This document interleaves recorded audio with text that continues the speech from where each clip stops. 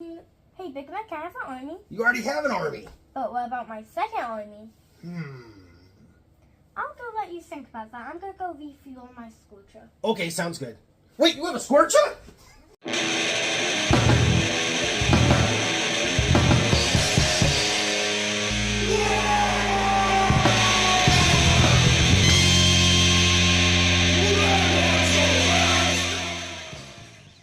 Wow! Welcome back to the Romans Go Fast. Old Big Mek here, and it's time for another episode for ORKTOBER. And in this one, we are indeed talking about Second Army, or at least second 1,000 points. Let's get into it!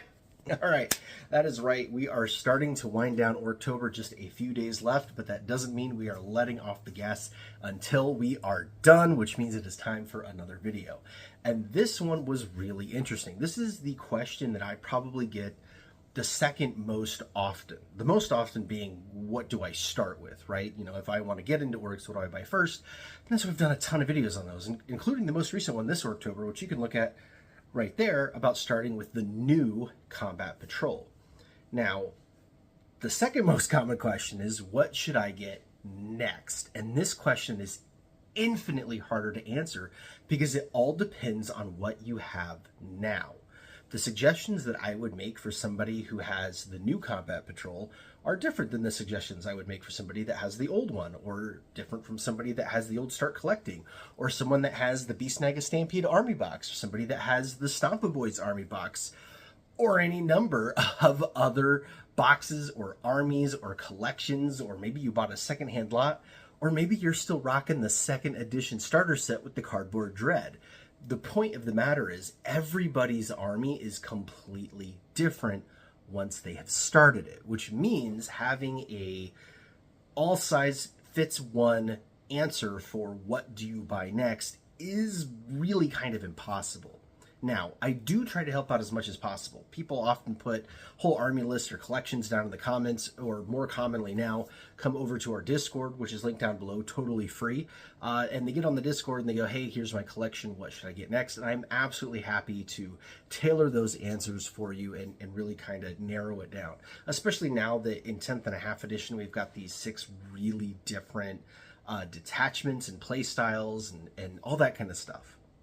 I will say that when it comes to what to buy, my number one advice, even for people just starting out that don't have anything yet, is to buy what you like. If you like orcs, buy orcs. If you like beakies, buy beakies. If you like flying things, buy flying things. If you like big monsters, buy big monsters. Like, you are far, far more likely to build, paint, and play with models that you really truly like and want to have than you are with ones that are just, oh, that's what's good right now, or that's the meta. If they're not your thing, they're not your thing. So with that being said, I do have a small list of things that it pretty much doesn't matter what your collection has. These are always a good pickup for that next step in your army as you're going from 1,000 points to 2,000 points. Let's get into the list. First things first, you should always get yourself a Gret. Highly recommended. I have 4 of them. But no, for real, this is your friend. Gretchen are your friend. Multiple reasons. First and foremost, these little guys right here are one of the only ways our army can generate the CP points that you need, command points, to use stratagems in the game. So if you want to actually be able to get those points and use the stratagems, you really need a unit of these. They're also one of the few units that are great for screening enemies. You leave them in your backfield, you spread them out a little bit, and it keeps things from deep striking or coming into your table edge and taking over your home objective. They're also really useful in all of the detachments. If you want to make super units of them, you take Zodgrod Wurtsnaga and you can go deep strike them and whatnot. If you want to, you know, run the board with Green Tide stuff, you can take giant units of these as shaft to, like, tie up enemy units, or, you know, take wounds or things like that. If you want to play all sorts of objective games, having 3 units of these guys running around can definitely muck things up for your enemy. If you're doing the Dread Mob detachment, these guys are even battle line and you could take 6 of them. The other really important thing about these that I think a lot of people miss when we talk about units to buy is that this is the cheapest unit in the Warhammer Codex in 10th edition for orcs. So when you're list building, right, when you're building your army, you get to that awkward point at the end, you're like, oh, I got 40 points, what do I do? Take a unit of Grots. Like, honestly, you can't get any smaller without going to enhancements. Once they got rid of, individual points for things and became by unit, this is it. So really making sure that you have enough of these guys around is always a good idea. It's also just an excellent kit to have in general. If you want to actually run Grots as the armor point, ammo counter, whatever things, having extra bodies around is good. Think about like mech guns and things like that, where the Grots are actually supposed to be the wound counters. Conversely, if you're doing lots of building and converting and things, you should have Grots crawling all over your Stompas and whatnot, because that's what they do. So having those models is fun. Now, you don't have to buy just this kit either. Now, this kit comes with enough stuff to build the Runt Herd 2 different ways. You can build them with that boss pole and the squig, or you can build them with the whip. So you have a spare orc body, you can make 2 Runt Herders anyway. You can get more Grots in other kits. The one I like to recommend is the Blood Bowl kit. There's a Blood Bowl Gretchen team that's super easy to get a hold of, not much money, and it's a whole bunch of different alternative sculpts, and you just add little sluggers and knives and whatnot to them, and they totally work. The other thing you could do is Warhammer Underworlds has a lot of kits with Grots in them. Same thing with, like, there's a Warcry team. You can definitely get the ones from Old World or the Age of Sigmar Gloomspite Gets guys. You can mix up any kind of Grots that are out there and kind of throw them all into your army and have all these really cool looking, unique units of them for not a whole lot of money. So definitely start with a Grot.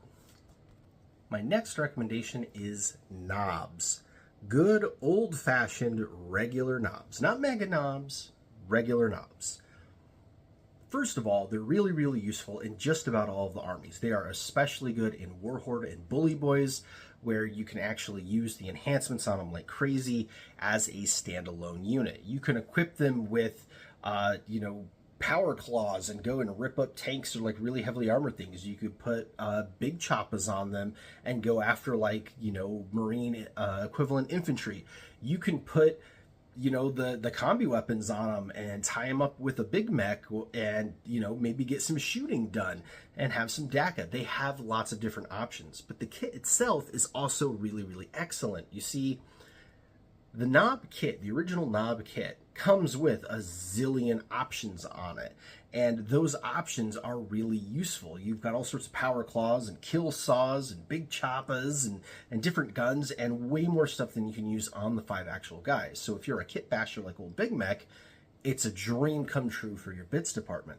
It's also a great way to build special characters. I've talked a million times on how the knobs, especially the new monopose ones, are as big as the old war boss, and things like you used to be able to build the knob with Wob Manor, but you could still build yourself a Pain Boy or a Weird Boy or a regular mech out of these knobs, or even just have knobs to lead your squad. So it's just one of those kits that's really great to have around and have a bunch of. I also recommend just having units of knobs. First of all, they look great on the tabletop. No matter what style you're playing or detachment or anything like that, every orc army is gonna have some Grots, some boys, some knobs, and a war boss, right? Like, that is the classic orc loadout of all time. Your war boss has got to have some knobs to bang their heads around so they can go and bang the boys' heads around, right? It just makes sense. So having someone in your army always looks good on the tabletop, always feels good to play. And even as the meta comes and goes and they become more or less competitive, it's always good to have them around. And because they can be equipped so differently, and really they're so cheap that magnetizing them doesn't make a whole lot of sense, just having a whole bunch around is a great idea. Personally, I'm working on a squad of 10 with with the claws and 10 with big choppas, just so I could have 2 big 10-man bricks of either weapon no matter what I want to do. So yeah, definitely recommend getting some knobs. All right, this next unit is going to be a little bit of a hot take. You're probably expecting me to recommend a truck because, everybody should have some transportation. But honestly, this kit is starting to age, and the truck itself is useful in certain detachments and not in others. And, well, I think there's just a better option. And that's this big boy right here, the Battle Wagon. You see, when we talk about iconic orc things, Battle Wagon is definitely one of them. All the artwork, all the animations, they all feature a Battle Wagon in them. And for the longest time, the Battle Wagon was one of the coolest units in all of 40k, not just orcs, but all of 40k period, because the official rules, like literally in the codex, stated that they don't make a Battle Wagon model, ergo you must kit bash your own, and that no two Battle Wagons should ever be alike, which was awesome. Now, that being said, it was really cool that they finally came out with a Battle Wagon kit, and it is very, very cool. You can also build it a number of ways. You could put a ginormous death roller thing on the front. You could put this big train-looking prow thing. You could put the armor top on it, and then put like a turret with a big cannon or a zap gun or a lobber or something like that. You could run it open-topped. There are a ton of options. In fact, as you can see, I've been a bit paralyzed with indecision because I only own one. And yeah, I don't know how exactly I want to equip it yet, when realistically I should have like 3 or 4 of these things. I know you can only run 3, but you get my drift. These are really, really cool. The other neat thing about the Battle Wagon is it comes with so many parts to build it so many different ways now. Back in the day, it was multiple different units. We've talked about this before on the channel. You had Bonebreaker was a different unit than Battle Wagon, was a different unit than whatever the Gun Wagon one was. And so you actually had 3 different models back in the day, and now all of them are shoved into one box. And it's impossible to glue all that stuff onto one Battle Wagon. I've tried, and then it fell apart.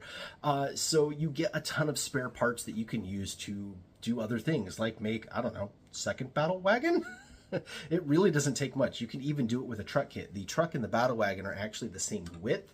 The only difference comes in the length. Once you add all the nose stuff onto the Battle Wagon, that's where you get bigger. So it's pretty easy, especially when it comes with both different front options, to turn a truck into a Battle Wagon to go into your army. There's also, of course, like the new Necromunda land train thing is really awesome. The Leagues of Votann trucks are really cool. The mining vehicles for the Tyranid guys, you know, the ones that sneak around, Gene Stealer cults, those are also really, really good for making Battle Wagons. So you've got a ton of options to make sure that none of your Battle Wagons are exactly alike.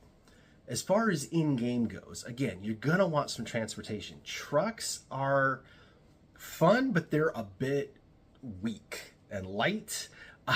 Which, I mean, they're kind of supposed to be. They're a really cheap unit. They're a super simple transport, but that does mean that they kind of get blown up pretty easy, or else they just get ignored, but they don't really do much in the game. You go and you deliver your guys, and then you're done. They don't really have much in the way of their own.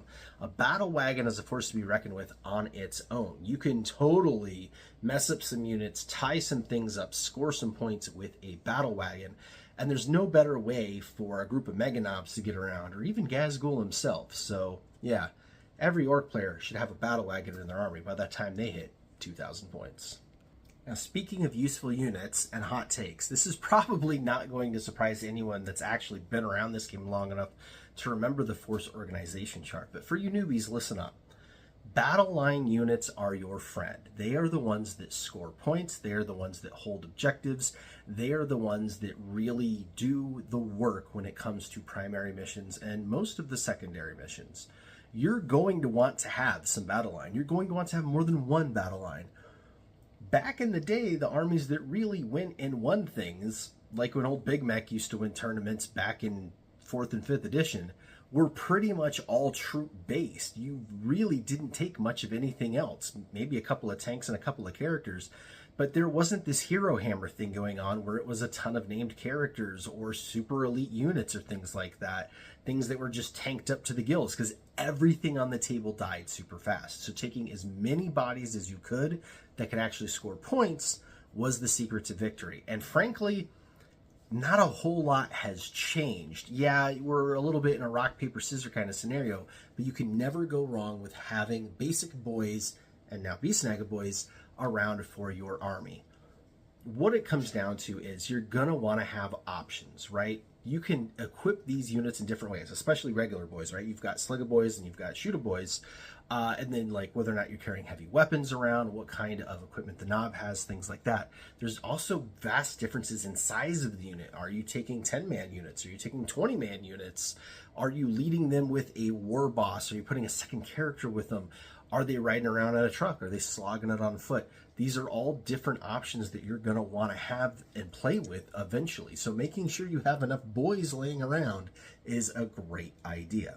Now, my recommendation is, if you started with the new Combat Patrol and you've got 20 of these Beast Snagga boys, you're probably good there. I mean, by all means, buy more, especially if they float your boat or you want them, but I would recommend getting some regular boys so that you've got an opportunity to mix it up. Same thing vice versa. If you have an older collection, such as the old Combat Patrol or even older than that, and you have a bunch of regular boys, get yourself some Beast Snagga boys. These guys are actually really cool. They're based on the old Scar boys. They have a ton of bionic parts on them, like this guy right here. His whole arm right there is bionic. About 1 in every 3 is like that. And they provide a different option for your army. These guys are really good at hitting tanks and monsters. Your regular boys are really good at tying up regular infantry and things like that.